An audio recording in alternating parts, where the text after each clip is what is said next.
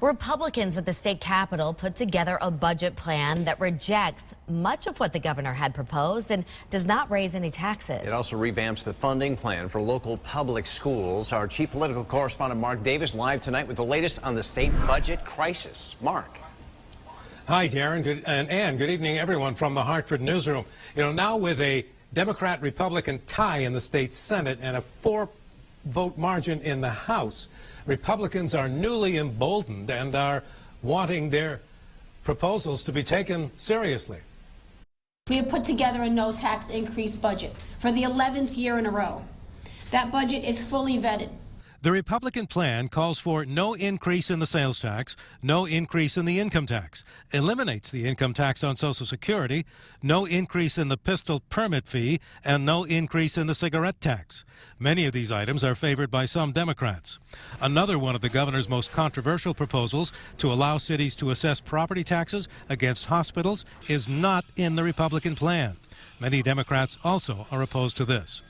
And the Republicans say they can create a more equitable school aid distribution formula and do not call for the cities and towns to contribute millions to the teacher pension plan as the governor had proposed. This also is not favored by many Democrats. The governor's office immediately issued a statement thanking the Republicans for their plan and noted that with incoming income tax revenue collapsing, he will meet with leaders from both parties next week in his office to try to find a solution.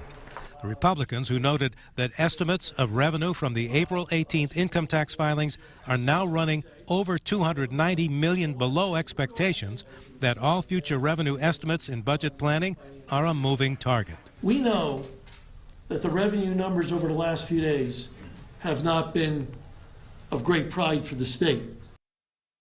Now, while the Republican plan does reject almost everything that the governor proposed back in February, it does call for the same $700 million in concessions from the state labor unions that Governor Malloy proposed. Now, with revenue estimates continuing to come in and continuing to look worse, more are expected. Actually, final revenue estimates for the April 18th filing deadline are expected on Monday.